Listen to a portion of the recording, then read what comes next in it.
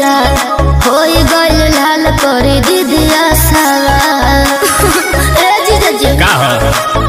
अरे लेके रावा किस जीजा मिस देने गा होई गइल लाल करे दीदिया सावा कुछ ना हुई और हेज कोई करे सिगरेट से डूबल पेट से सिगरेट से कि तहर दीदी के पटौनी चॉकलेट से तोहर दीदी के पटौनी चॉकलेट से चल तोहके घुमाई दी बुलेट से हम ना जा चल तोहके घुमाई दी बुलेट से तब फिल्म देख के आवे के तनी लेट से चल तोहके घुमाई दी बुलेट से चल तोहके घुमाई दी बुलेट से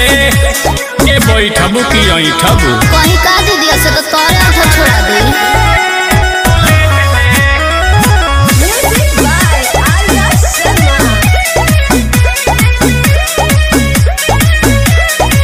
लगी न साले से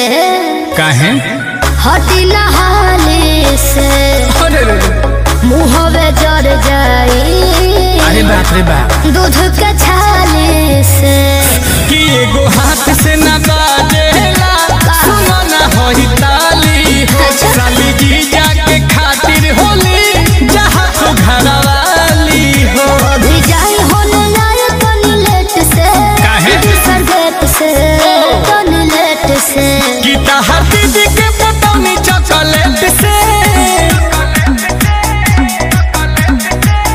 तहरा दीदी के पटौनी चॉकलेट से चल तोहके घुमाई दी बुलेट से हम नहीं चल घुमाई। तोहके घुमाई दी बुलेट से हटी। आईफोन दिलवाई कमे रेट से चल तोहके घुमा दी बुलेट से चल तोहके घुमा दी बुलेट से ए चलो ना हटो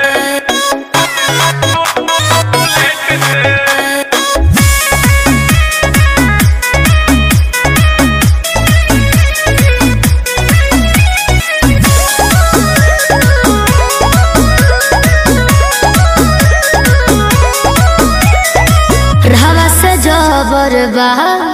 के ओकर खबर बा के कर फेरा में जन करी काहे हमारो लभर बा पहले से दिल नील के नया से तोरा तोहर हई जीजा जी चलो साथे हमारे हाथ तू खाई ली हम पिज्जा जी आंसू दूर करी चम्मच प्लेट से डिनर सेट से हाय प्लेट से कि तहर दीदी के पटौनी चॉकलेट से तोहर दीदी के पटौनी चॉकलेट से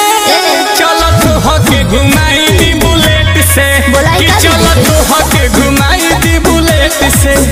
मजा तोहरो भेटाइए ह भेट से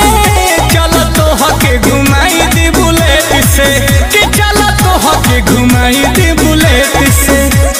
अरे का फिल्म बारू पेट्रोल पंप अपने बा